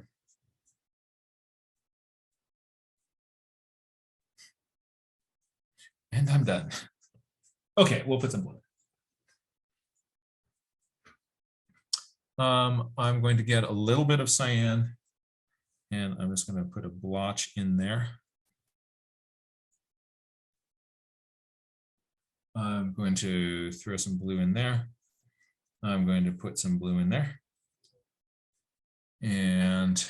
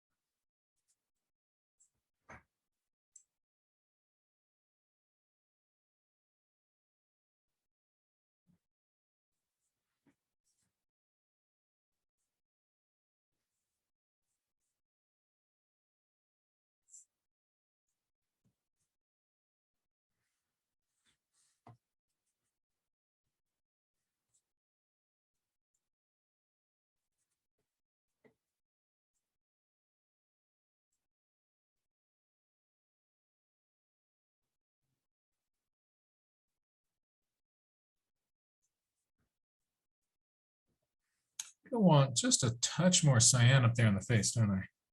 In that little cheek spot.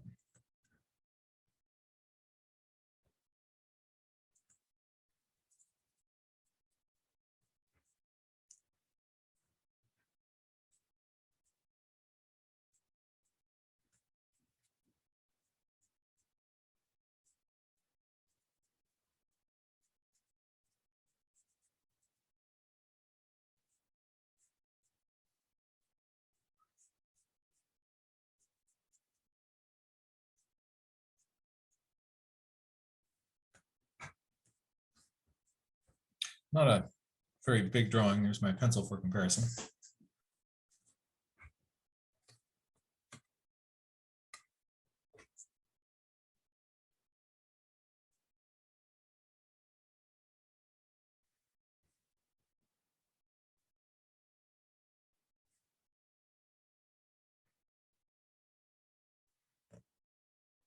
So what I didn't do is soak it in blue. I think that helped our little friend. So that is a bag of tricks for getting your for playing with these really interesting birds that are social breeders. Absolutely fascinating. So there's a species, the scrub jay that's over in Florida does the same thing. They work as a team, this club, to raise this extended family. These birds are doing that too. What fascinating bird. So if you're gonna love a bird, I mean, these ones are all about your family values. So, you know, let's stick up for them. Let's extend our boundaries of what we consider our family to include these birds and fight to protect them as if they were. That's my 2 cents on Pinyon Jays. So are there any questions that came up in the chat or the Q&A about the birds or the approach here? Yeah, that was wonderful. Thank you so much. It's exciting to see all those colors blend together and make the birds really come to life. But we do have some questions in the Q&A. The first one is, what color watercolor pigment are you using for cyan? Okay, that's a really good question. So the names on the paints and the pencils are totally messed up. They should have a pencil or a tube of paint that says cyan. They don't. They call cyan phthalo blue. And you're thinking, well, doesn't that mean that cyan is really blue? No, it's not. So blue is a useful term, but just don't think of blue as the primary. Think of blue as that thing that you get when you mix a little bit of magenta in with the cyan. The pigment color that is actually used for phthalo blue is the pigment color is called phthalocyanine. It has cyan in its name. But then when they went to make the common name for the pigment, it's like they've got common names for pigments and common names for birds. So when they came with the common name of the pigment, they said, oh, like people like blue, they call this blue. But as artists, we really want to start, and also as birders, we really want to start seeing and recognizing cyan. In Russian, there are 2 different terms for the blues. So that what we call blue is 2 totally different words in Russian. And one speaks more to the cyan. But we non-artists don't really have that concept here. So Russians are much better at picking out the subtleties and variations in blues. And you can do the same thing if you insert that into your vocabulary. So for the best cyan is phthalo blue, but in your head call it phthalocyan because it's phthalocyanine. Again, that's the name of the pigment, not phthalo blue. Yeah, my pet peeve. Somebody wrote that in the chat, so if anybody's wondering how to type that out, yeah, it's in the chat for you. Yeah. Oh yeah, Susan also put in bold cyan, showing that it's phthalocyanine. That's right. Next question, Jennifer asks, do you use this brush for all of your paintings, or do you have others for more finished works? No, I'll show you the brush that I use. This is what I use for 99.99999% of all the painting that I do. It is a cheap plastic brush from Pentel. It's the Pentel Gouache large water brush. Look at that. The water is in the handle. So I don't have to have a little jar going ding, ding, ding, ding, ding, ding, ding, ding, ding, ding, ding, ding, ding when I'm changing colors. When I'm changing colors, all I do is I just wear a piece of an old sock on my wrist. I give it a squeeze and I wipe up here, and now it's clean. It's just water coming out there. And so, yeah, that's That is my favorite one. They're different companies make different water brushes. I've tried a lot of them. I don't think they're still making new ones. But of all the ones I've tried, the one that I like the best is the large, because it's the small ones, it's just too small. You can't really get a good wash with it. But this one, it makes a very, very fine, sharp line if you go lightly with it. This is the large, fine tip Pentel Aquash water brush. It is a good thing. I sell them on the website. And Diane just put a link for that in the chat as well. So it's a great way to support our artists. That's right. Thank you, Diane. Thank you. And what paper are you using? Lots of supply questions. This paper it's nothing really fancy. This is just something I use sometimes for demonstrations. This is a big Strathmore mixed media pad. I've also used Strathmore sketch paper, and it takes watercolor. I don't like bringing something like this into the field because these spiral bound books don't really stand up to kind of taking a licking in the field. I want a sewn in binding for that. So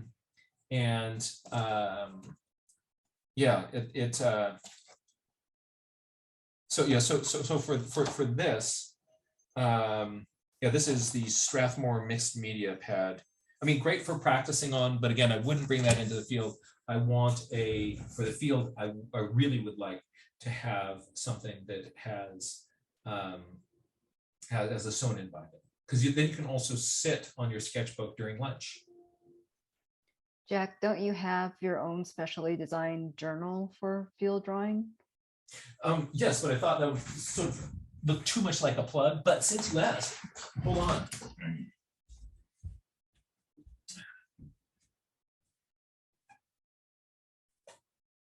Yep. No, not you. Here we go.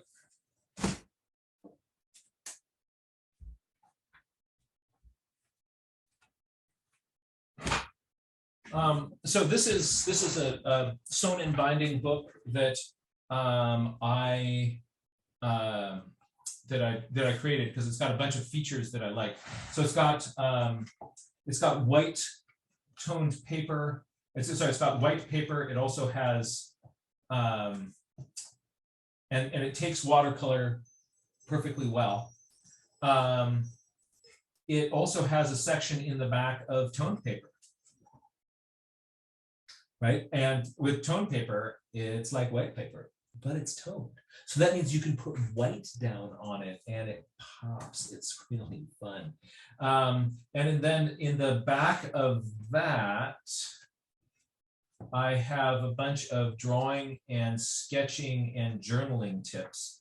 What I've kind of decided is 16 pages of my top tips and things that are useful as reference. For things that I would like to have in the back of my book. And so, yes, those are also available on my website, which is johnmuirlaws.com. And if you're considering buying any of these things, I encourage people either to buy books and stuff from authors or from your local independent booksellers. But try to avoid the temptation to go on Amazon.com and buy everything there. Turns out Jeff Bezos is actually doing perfectly well. He's fine. So that you can support small businesses in your community or independent artists in your extended community by buying from them. So I do have a store on my website. Yep. That's wonderful. And toned paper is what the workshop will be next week. So get your toned paper ready, pick up your nature journal and be ready to go for next week. Next week, we're going to have a ton of fun with toned paper. And so what you're going to want to do is you can bring pencils. If you don't have any toned paper in your house, you can go out and get some. You can also use brown paper grocery bags, cut some of the inner surfaces so that you've got some squares, some things to work on. And that stuff works great. It's a really fun drawing surface.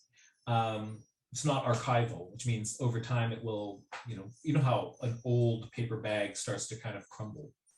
It's because of the acids that are in it.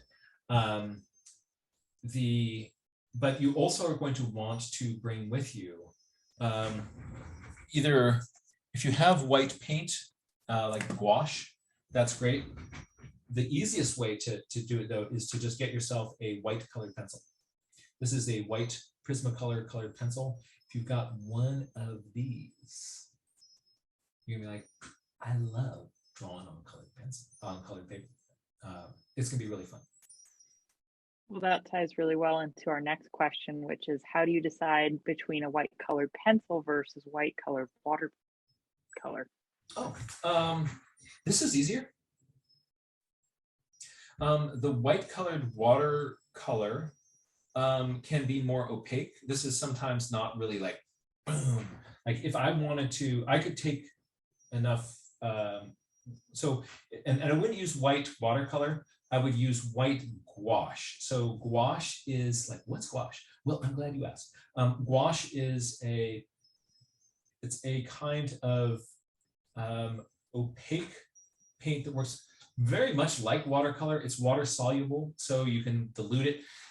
But when it dries, it makes a very nice white on your paper. So you can get things to be a more intense, vivid white with the gouache. It's more opaque than the watercolors. Those are often more transparent. So I wouldn't give yourself a tube of the white watercolor. If you're going to get a little tube of paint, you can get yourself a tube of permanent white gouache. That's the best kind. Permanent white gouache, not zinc white, not Chinese white, permanent white gouache, and boom, you're set to go. Wonderful. Any general tips on shapes of beaks, slightly curving versus straight? Oh, yeah, that's something that's really hard. That's a great question, because the slightly curved beak is surprisingly hard to draw. Because what happens is your brain goes like, oh, wow, there's a little curve in the beak. And so when you go to draw it, your brain goes, there's a curve in the beak. A curve, and you go, rah! Right? And so you overdo the curve.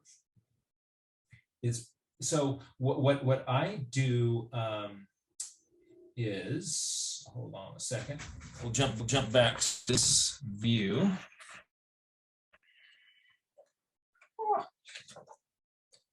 Hold on a second. The view will be back in just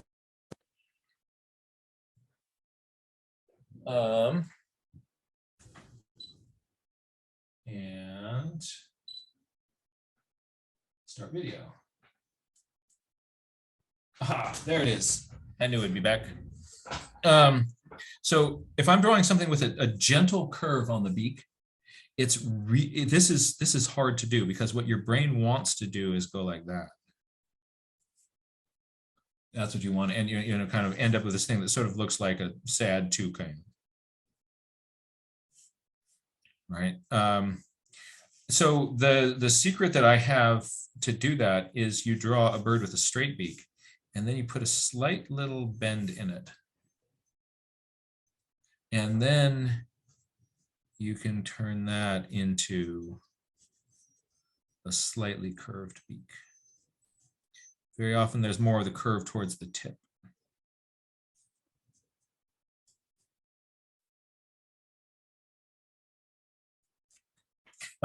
And let's say it's the same is true for, let's say, a long-billed curlew. You think that's going to be a thing, but really the long-billed curlew comes out and then down a little bit. And even that, ooh, that's too much. No, that's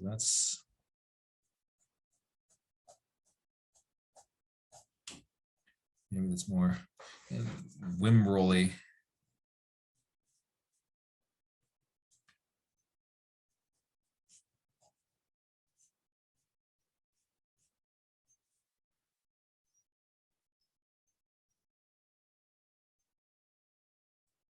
So yeah, so make it more of a straight beak. Notice where you get that inflection in the beak and then drop that inflection in. It is hard to, if I find when I try to freehand a curved bill, I just get way too much of a curve happening in it, and it looks a little bit funky. Let's see if I have any sketches of birds with curved beaks.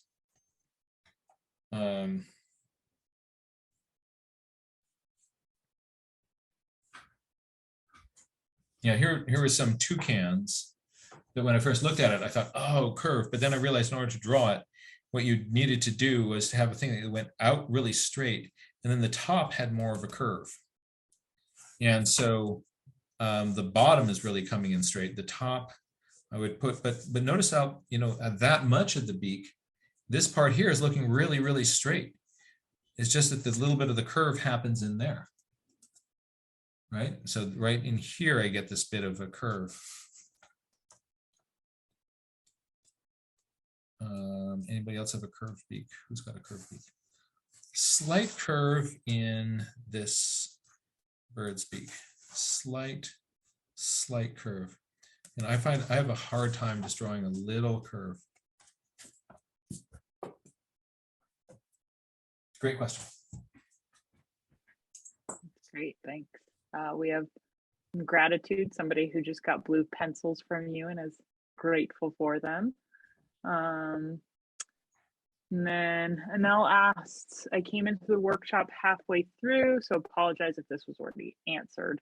But a tip on what color to start with when watercoloring, lighter colors versus darker colors, or vice versa. Oh, yeah. I'll show you my kind of my usual strategy for putting color in on a watercolor drawing. Let's just kind of give ourselves a little birdie here.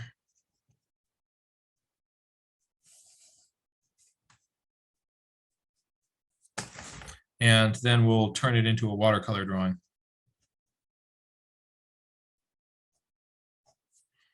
What kind of a bird, you ask? It's one that I'm totally making up. So I can make it the beak any shape I want.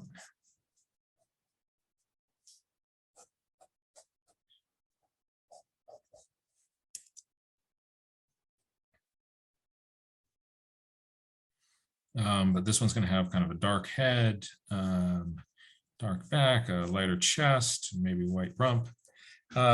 So let's zoom down on that a little bit. Oh dear, we've lost Houston. We have a one. There we are.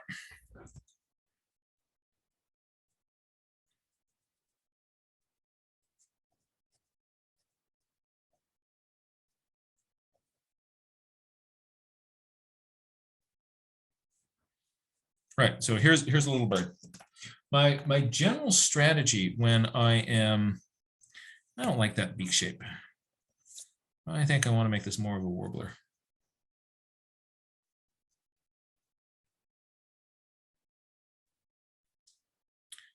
Got to see a Nashville warbler this this weekend. That was really fun.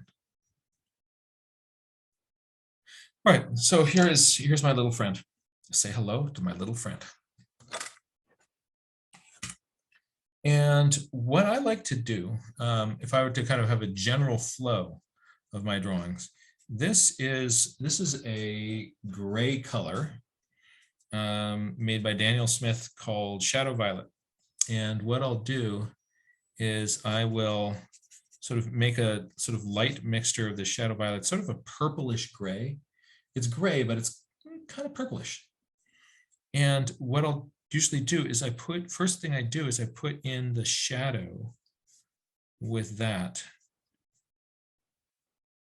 And then that is this base coat.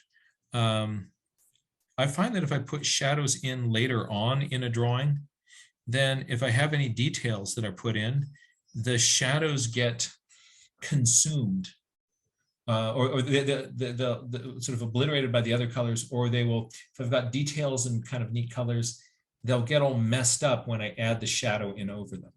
So if I put the shadow in first, then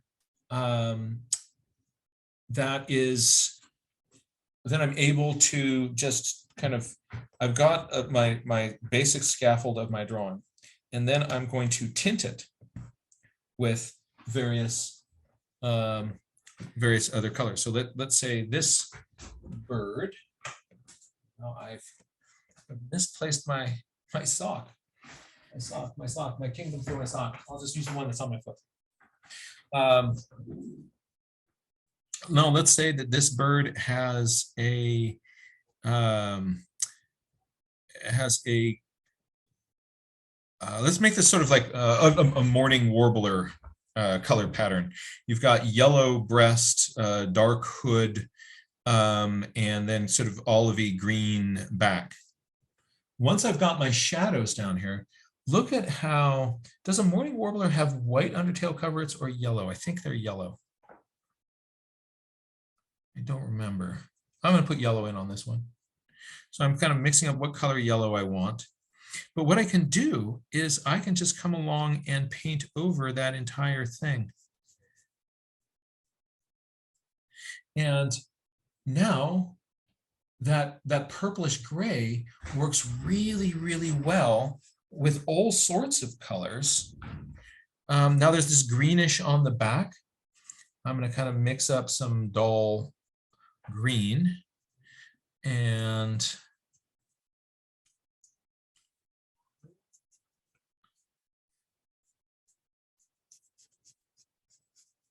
put that over there.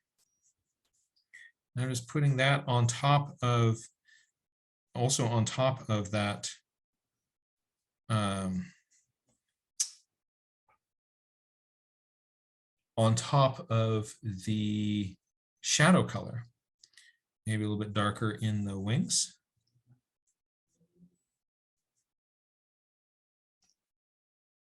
And then the head and hood are that gray color.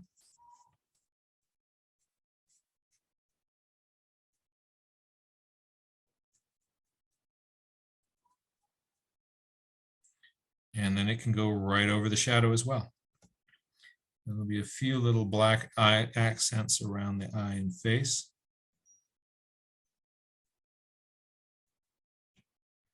And a few down in here.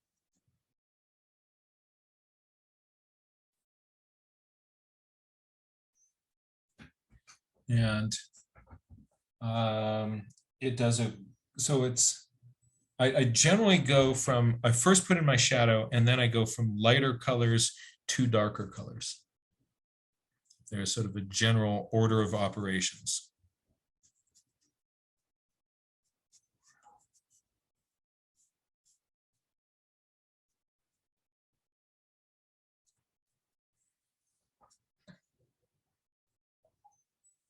And if I then realize like, oh, I want it to be a little bit lighter on the back where the sunlight is hitting it, I can even sometimes get in here and lift off a little bit of paint. So I'm going to move a little bit of paint away from the back of its head to be sunlight hitting its back. I'm going to try to move a little bit of paint off of here. What I'm doing is just coming in there with a wet brush. And you see how that just brings a little bit of light into that back. And then if I want it to be in woods that are lovely, dark and deep, the way to do that is just to put dark background adjacent to my little buddy. This dark goes on at the end. So generally with watercolor, you're saving the really dark value for the end of your drawing.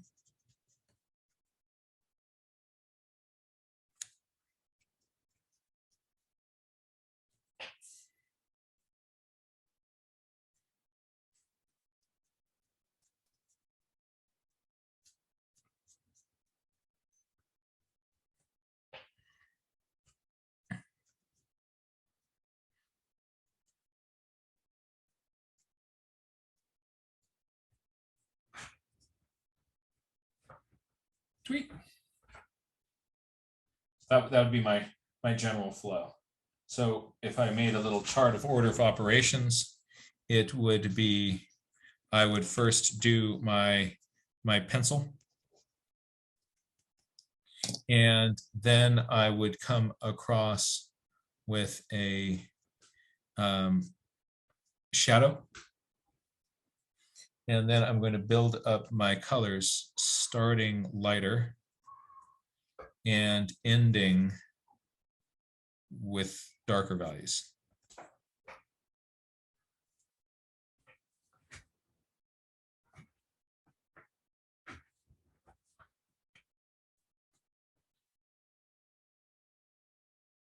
Are there any other questions? That is all the questions that we have, and we have even gone over time a little bit. So thank you for giving us a little bit of extra time this evening. But lots of gratitude coming in on the chat as per usual. This was wonderful. Thank you so much.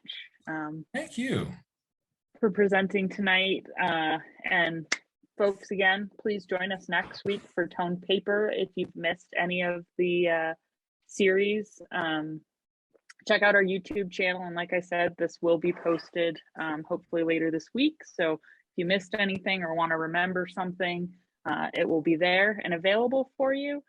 And if you're interested in joining our Pinyon Jay surveys, please check out the hub site, send us a message. We'd love to have you out with us, even if you're just visiting the area. It's great. And also want to encourage people to find and join your local chapter of the Audubon Society. It's a great way to meet and connect with stewards of nature near you. If you have enjoyed this, you can also find more workshops and classes that I do at johnmuirlaws.com. I usually am teaching weekly nature journaling classes on all sorts of different topics, including drawing birds. But also check out the listings in the Lahontan Audubon Society for more classes like this that they support. And what if folks wanted to make a donation to the Lahontan Audubon Society? Perhaps we could put that link in the chat. Yeah, I think Diane is pretty on top of that, but you can visit our website at nevadaaudubon.org. And we've got a calendar of events. We've been pretty busy lately, and it's exciting to have all those events coming online. I know some folks came out to our Spring Wings Bird Festival over the weekend and recognized us from these webinars. So it was exciting to have folks out there practicing their water birds from last week. And next week, we'll talk about our important birding area program, as well as that tone paper. So you'll get to learn about one of the cool birding areas local here in the Reno area. And thank you, Jack, again so much. Thank you, Diane, for being the principal and getting all of these programs up and running. You've been instrumental. Parker, thank you for the tech support. And again, if you're interested in learning more about our local birds and ID, we do have our Birds of Truckee Meadows classes on Wednesdays starting this week. We'll be doing a birding by ear presentation. So even if you're not local, it may have some tips and tricks that will apply to wherever you're at. So please join us for those.